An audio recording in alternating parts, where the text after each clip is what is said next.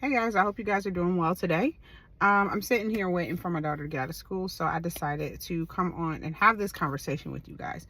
I've been doing a little bit of reflecting as I'm working on finishing this book about my life, and in doing that, I was actually thinking about this one particular chapter that I had in the book, and it was speaking about how the effects of the father not being in the home, or a parent in general not being in the home, has lifelong effects, until we deal with those things and seek counseling, get deliverance, build, come into to faith and really know Christ. You really struggle with that stuff.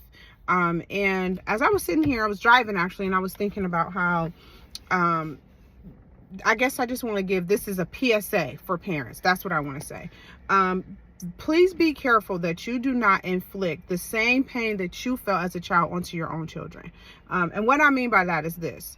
I was thinking about how growing up, I longed for my father. I desired to have a relationship with him. I went to predominantly white schools that were more education driven, and so a lot of those families that I saw were the mom, dad, and children dynamic. Unfortunately, that was not my reality.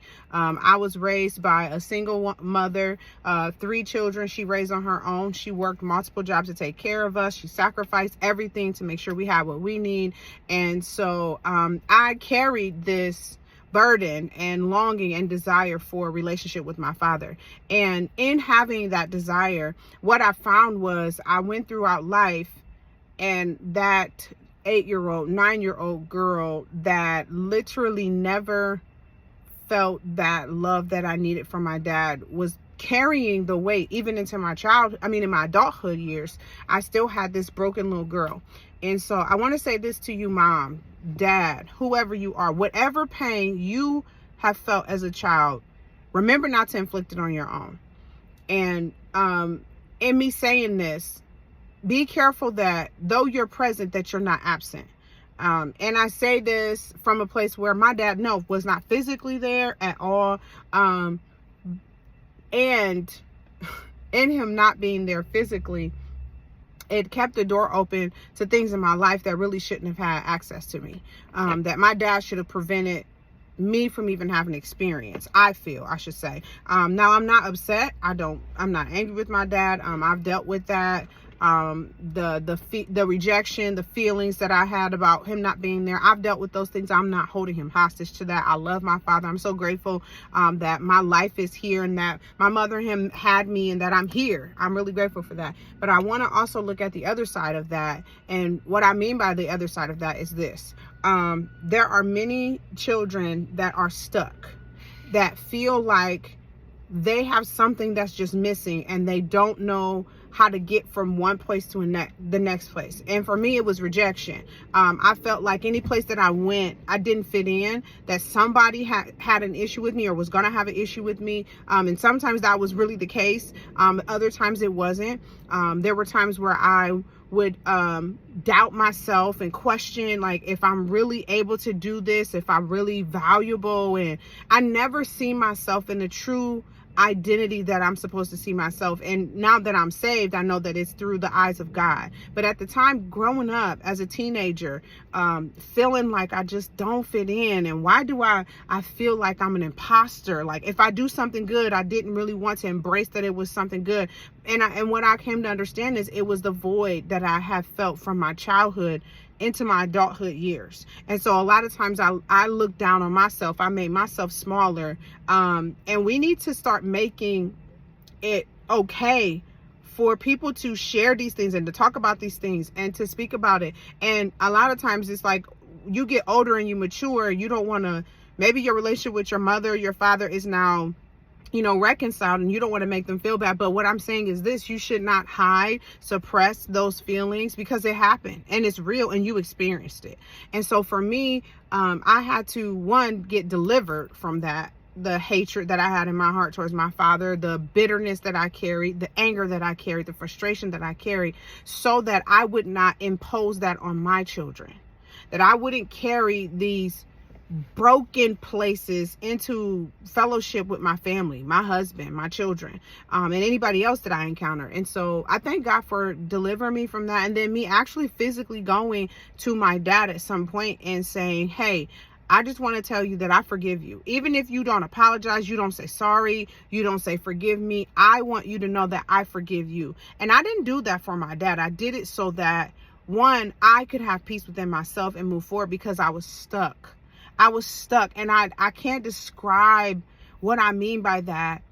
All I can say is that I could feel this, like a resistance. It's kind of like if I love to work out and exercise. So when if you were to put a resistance band, a large resistance band around, so a person hold it or wrap it around your waist and hold it, and you try to run, and it's so hard to just do the most simplest things. I was held up.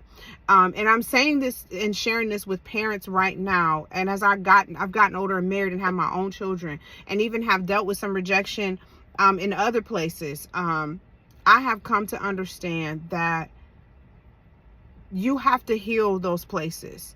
Those places need to be healed. They need to be rectified. They need to be acknowledged that they're there so that you can deal with them, be delivered and healed from them. And I'll say this, I even went to counseling. Counseling did not help me. The only thing that helped me was my relationship with Jesus Christ. I can love my Father the way that I need to love him only because of Jesus. Apart from him, I would not be able to do it. I would be angry, bitter, resentful, hateful, all of that. And still battling some of the things that I dealt with when I was a kid. And I'm in my 30s. And so I say all that to say this. Love your children enough to get help for whatever you need help with. Because what you don't want to do is carry your brokenness and then create more brokenness in your children. It is so easy for us to look at everybody else and point the finger at them, but we need to do the work. We need to do the work of healing. We need to do the work of dealing with having those hard conversations. Who wants to talk about that stuff? Nobody. But at the end of the day, you run from it and it will chase you for the rest of your life.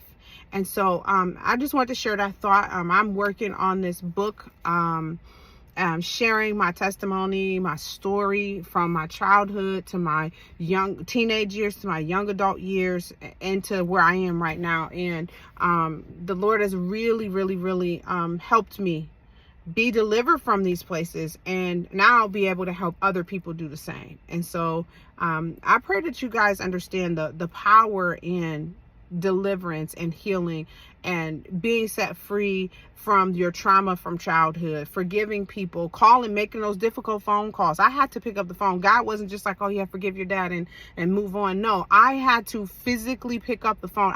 This is how bad it was. I had such hatred in my heart towards my father that I didn't have his phone number. I didn't want his phone number. I had to call one of my siblings to ask them for his number so that I could reach out to him and to say, hey, I have to get this off of me.